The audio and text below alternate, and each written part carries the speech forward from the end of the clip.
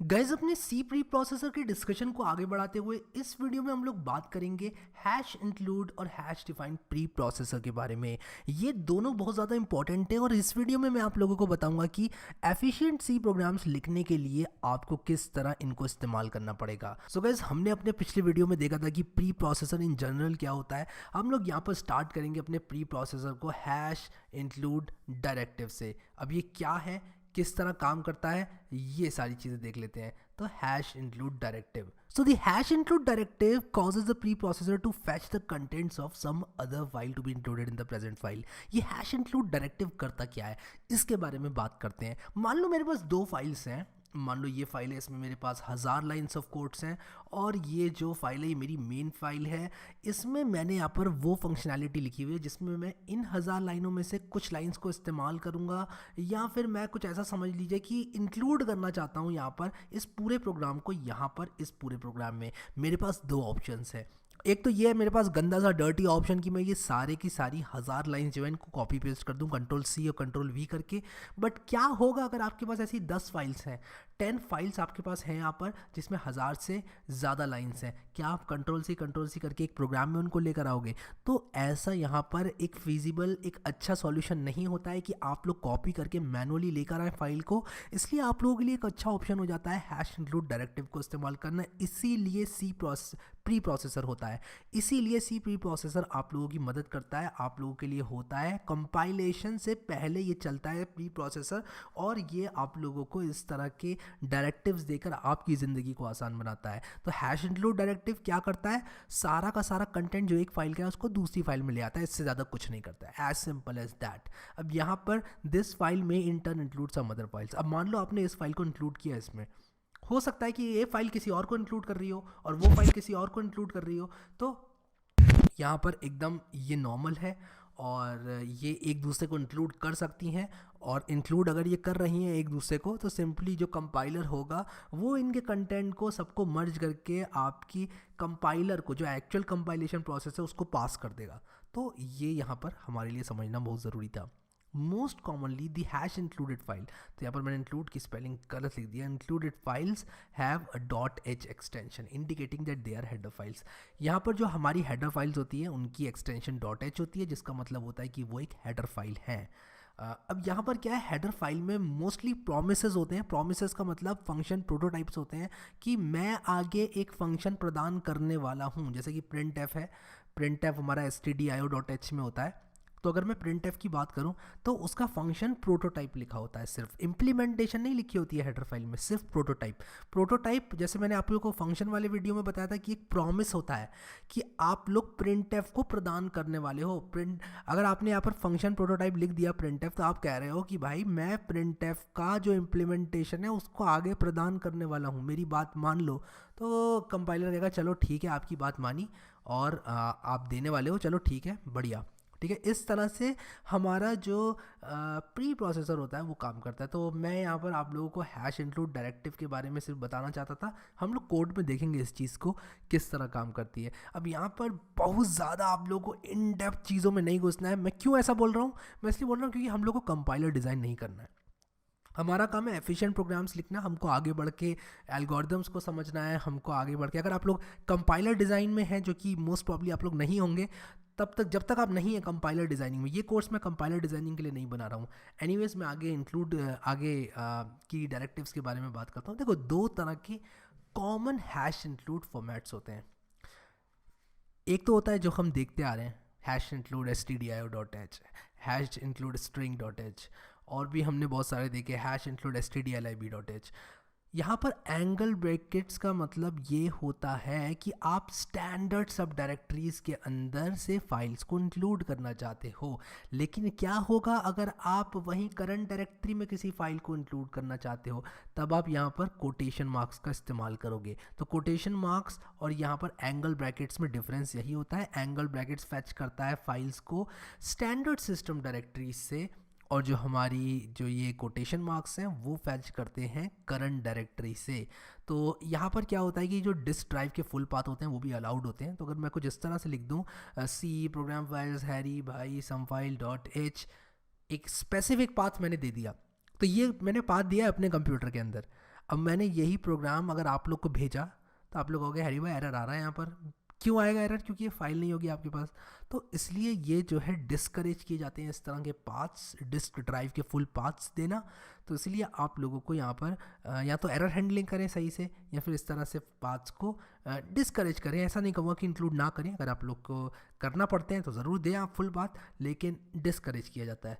अब यहाँ पर ये जो रिलेटिव पाथ होता है, इस तरह के पाथ को इनकरेज किया जाता है कि आप लोग उसी फोल्डर के अंदर, सिस फोल्डर के अंदर file.h को यहाँ पर इंक्लूड कर रहे हैं। तो इस तरह के पाथ्स को इनकरेज किया जाता है। आशा करता हूँ हैश इंक्लूड समझ में आ गया होगा। अब यहाँ पर हैश इंक्लूड हम लिखेंगे कोड में जाकर, तब और अच्छे से आएगा समझ में। हैश डिफाइन डायरेक्टिव के बारे में बात करते हैं। ये प्री प्रोसेसर वेरिएबल्स को डिफाइन करने के काम आता है।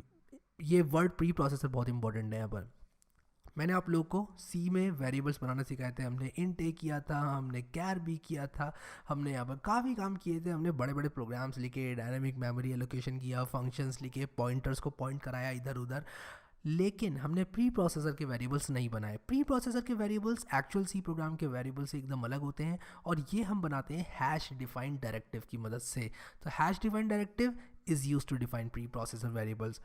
अभी जो hash define preprocessor directive होती है, ये ग्लोबली किसी वर्ड को रिप्लेस करने के काम आती है किसी नंबर से। जैसे मान लो मैंने यहाँ पर लिख दिया हैश डिफाइन और मैं यहाँ पर लिख दूँ पाई 3.14। अगर मैंने कुछ ऐसे लिख दिया तो ये जहाँ जहाँ मैं पाई इस्तेमाल करूँगा वहाँ पर ये 3.14 से उसको रिप्लेस कर देगा एज इट इज़ मेरे प्रोग्राम के अंदर। तो मैं जहाँ पर पाई लिख रहा हूँ वहाँ पर 3.14 आ जाएगा। ये होता है हैश डिफाइन डायरेक्टिव। तो it acts as if an editor did a global search and replace edit of the file. ये पॉइंट बहुत बढ़िया है, मैंने इंक्लूड किया इसीलिए। देखो क्या होता है जब आप कंट्रोल F दबाते हैं अपने नोटपैड++ में या फिर विजुअल स्टूडियो कोड में ही, तो होता क्या है कि आप लोग को एक ऑप्शन देता है कि फाइंड दिस वर्ड एंड उसको रिप्लेस कर दो इस वर्ड से। तो इस वर्ड की सारी अकरेंसेस इस वर्ड से रिप्लेस हो जाएंगी। तो यहाँ पर ये फाइंड है, ये रिप्लेस है। इसी तरह आप लोग क्या कर सकते हैं, हैश डिफाइन का इस्तेमाल कर सकते हैं किसी एक चीज़ की सारी अकरेंसेस को किसी दूसरी चीज़ से। जैसे कि मैंने यहाँ पर पाई की सारी अकरेंसेस को 3.14 से रिप्लेस करने का कमांड दिया अपने प्री प्रोसेसर को। इस तरह हम लोग वेरिएबल्स डिफाइन कर सकते हैं अपने प्री प्रोसेसर के। तो ये सब किस तरह काम करता है हम लोग प्रोग्राम में देखेंगे बनाकर, लेकिन अभी के लिए आप इसको कुछ इस तरह ले लो। अब यहाँ पर हैश डिफाइन का एक और इस्तेमाल है जो कि बहुत इंपॉर्टेंट है और इंटरव्यूज़ वगैरह में पूछा जाता है काफ़ी, और आप लोग को अगर कॉलेज वगैरह में तब भी क्वेश्चन पूछा जा सकता है कि हैश डिफाइन डीबगिंग के काम कैसे आता है। अब हैश डिफाइन डीबगिंग करने के काम आता है। आप लोग क्या कर सकते हैं, आप लोग कुछ ऐसे लिख सकते हैं हैश डिफाइन और उसके बाद आप यहाँ पर लिख सकते हैं कुछ इस तरह डीबग।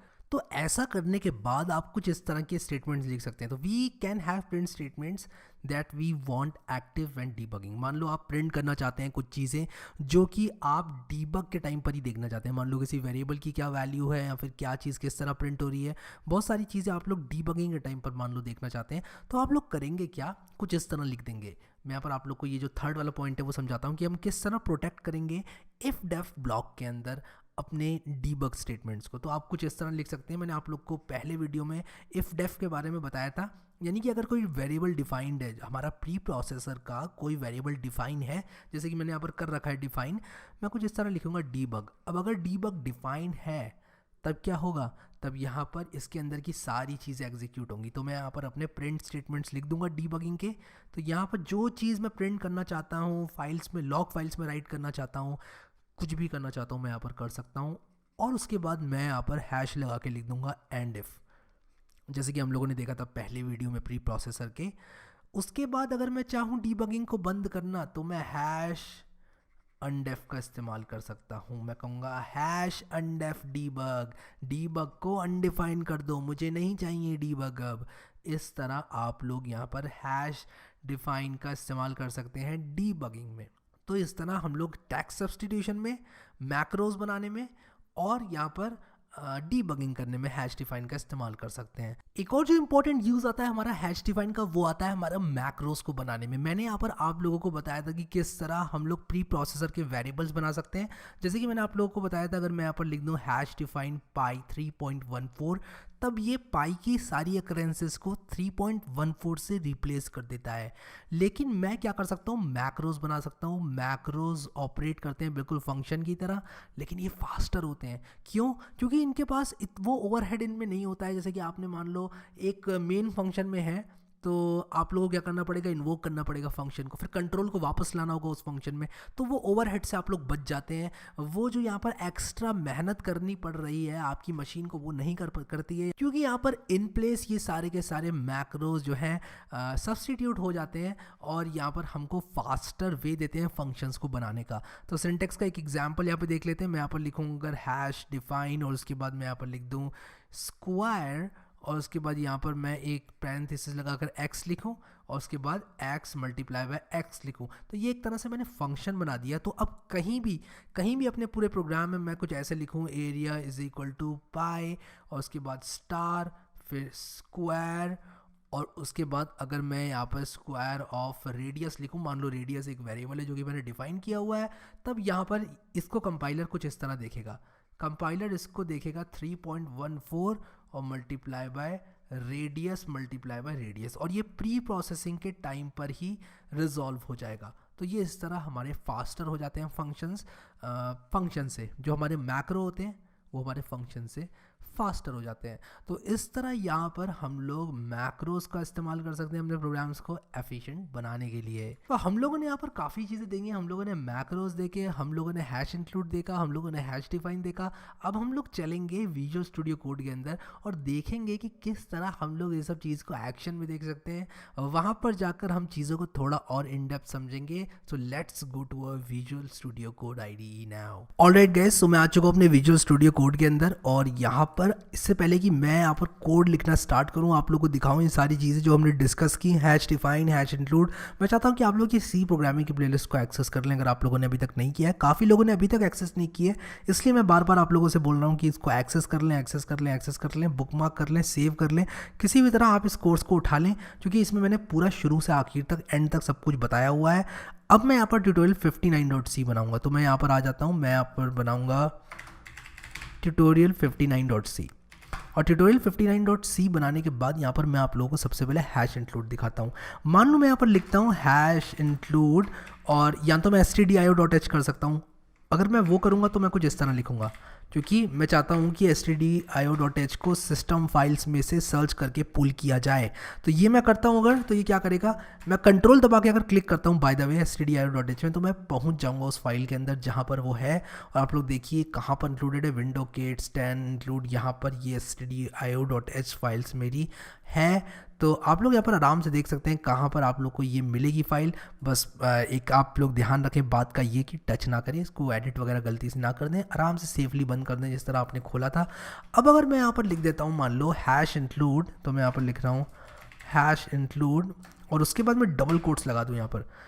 अब मैं चाहता हूँ कि मैं इसी फोल्डर में किसी फाइल को इंक्लूड करूँ, तो मैं यहाँ पर करूँगा क्या, मान लो मैं यहाँ पर लिखता हूँ ट्यूटोरियल 54.h, ठीक है, .c सॉरी 54.c जो कि मैंने बनाई हुई है। मैं कंट्रोल एस से सेव कर दूंगा, और मैं यहाँ पर क्या करूँगा, मैं अपना यूजर स्निपेट यूज़ करूँगा main2 वाला, और ये दोनों मैंने कर दिए ऑलरेडी, इसको हटा देता हूँ मैं। अब अगर यहाँ पर मैं मैं एक काम करता हूँ, माई printf लिखता हूँ, दिस इज़ मी लिखता हूँ, और एक वेरिएबल बना देता हूँ var के नाम से, और मैं लिख देता हूँ int var is equal to 0। Save कर दिया मैंने इसको। अब मैं इसको रन करूँगा प्रोग्राम को, तो इस प्रोग्राम को जैसे ही मैं रन करूँगा आप लोग को मैं ये दिखाना चाहता हूँ कि इसमें हमको एरर मिलेगा, क्योंकि मैंने मेन को 2 बार इस्तेमाल कर दिया। आप देखो 54 वाली फाइल ऐसे के ऐसे पूरी यहाँ पर इंक्लूड हो चुकी है। इसमें एक मेन फंक्शन है, हम नहीं चाहते कि 2 मेन फंक्शन हो। तो अगर मैं इस 54 वाले को main2 बना दूँ टेम्परेरीली, और इसको सेव करके अब रन करूँ, तब आप लोग देखो यहाँ पर बस एक गड़बड़ आ रही है, कह रहा है कि function returns address of local variable, जो कि एक मुझे वार्निंग दे रहा है। तो ये चीज़ मैंने आप लोग को शायद समझाने के लिए बताई थी। तो मैं एक काम करूँगा, यहाँ पर एक ग्लोबल बना दूंगा सम को, मैं int sum is equal to कुछ इस तरह कर देता हूँ। तो मैं यहाँ पर int sum is equal to 34 लिखने के साथ साथ ये वाले सम को भी sum2 कर दूंगा। कंट्रोल एस से मैं इसको सेव करूँगा। अब मैं अगर रन करूँगा इसको तो मुझे वार्निंग नहीं मिलेगी। जैसे कि आप लोग देख सकते हैं मुझे वार्निंग नहीं मिल रही है, दिस इज़ मी 0 मुझे दिखा रहा है ये, और मैं दिस इज़ मी लिखकर इस तरह मैंने ट्यूटोरियल 54 को इंक्लूड कर लिया। तो हैश इंक्लूड डायरेक्टिव हमारी क्या करती है, ये हमारी जो भी हम फाइल इंक्लूड करते हैं उसके पूरे कंटेंट को लाकर इस फाइल के अंदर रख देती है। तो मैं सिंपली कर क्या रहा हूँ यहाँ पर, ट्यूटोरियल 54.c के सारे कंटेंट को मैं यहाँ देखना चाहता हूँ। तो मैं यहाँ पर अभी क्या कर सकता हूँ, फंक्शन डैंगलिंग का इस्तेमाल कर सकता हूँ। तो फंक्शन डैंगलिंग हमारा करता क्या था, मैं ज़रा रिकॉल करता हूँ। ये एक पॉइंटर को रिटर्न करता था। अगर मैं यहाँ पर लिख दूँ int star ptr is equal to, अगर मैं फंक्शन डैंगलिंग यहाँ पर लिख दूँ तब ये मेरा प्रोग्राम एरर थ्रो नहीं करेगा। क्यों? क्योंकि मैंने ट्यूटोरियल 54.c में ऑलरेडी फंक्शन डैंगलिंग को डिफाइन कर रखा है। तो इस तरह मैं एक दूसरी फाइल्स को इंक्लूड कर सकता हूँ, इधर से उधर ला सकता हूँ, उधर से इधर ले जा सकता हूँ, और ये मैं सिर्फ एक लाइन में कर सकता हूँ हैश इंक्लूड डायरेक्टिव का इस्तेमाल करके। तो मैं आशा करता हूँ आप लोग को समझ में आया होगा। अब हम लोग देखेंगे हैश डिफाइन डायरेक्टिव। तो अगर मैं यहाँ पर देखूँ हैश डिफाइन और मैं यहाँ पर लिख दूँ पाई और मैं यहाँ पर लिख दूँ 3.14 और मैं यहाँ पर कंट्रोल एस करूँ, तो मैं इसको रन करूँगा अगर प्रोग्राम को, तो आप लोग देखो यहाँ पर एकदम कुछ यहाँ पर नहीं हुआ है। अगर मैं यहाँ पर लिख दूँ var इज इक्वल टू पाई कर दूँ, यहाँ पर ये एक फ्लोटिंग पॉइंट नंबर है तो मैं यहाँ पर इसको फ्लोट करूँगा। उसी के साथ साथ मैं यहाँ पर %f कर दूँगा, कंट्रोल एस से सेव करूँगा और इसको रन करूँगा। तो आप लोग देखो दिस इज़ मी 3.14, तो मैं यहाँ पर दिस इज़ पाई 3.14 कर देता हूँ और in fact the value of pi is 3.14 कर देता हूँ। तो यहाँ पर इसने किया क्या, सबसे पहले जो जहाँ जहाँ पाई था इसने यहाँ पर 3.14 कर दिया और उसके बाद यहाँ पर मुझे 3.14 देखने को मिला। तो ये था मेरा हैश डिफाइन डायरेक्टिव। मैंने यहाँ पर अपना एक प्री प्रोसेसर का वेरिएबल डिफाइन कर दिया जो कि एकदम सिंपल था। अब यहाँ पर हम लोग एक मैक्रो को बनाएंगे और यहाँ पर देखेंगे कि मैक्रोस किस तरह काम करते हैं। अगर मैं यहाँ पर लिखूँगा हैश डिफाइन और उसके बाद मैं यहाँ पर लिखूँ स्क्वायर और यहाँ पर मैं स्क्वायर के अंदर लिख दूँ y या x या z, कुछ भी आप लिख सकते हैं। मैं यहाँ पर अभी a लिख रहा हूँ या फिर r लिखता हूँ मैं, क्योंकि मैं रेडियस देने वाला हूँ और मैं लिख दूँ इसको r इंटू आर। तो होगा क्या यहाँ पर, और जहाँ जहाँ स्क्वायर r मैं लिखूँगा उसको ये r इंटू आर कर देगा और ये हमारी मैक्रो है। अब मैं यहाँ पर लिखूँगा क्या, the value of the area of this circle is, और मैं यहाँ पर लिख दूँगा क्या, मैं एक काम करता हूँ यहाँ पर int r is equal to 4 कर देता हूँ और मैं यहाँ पर लिख दूँगा स्क्वायर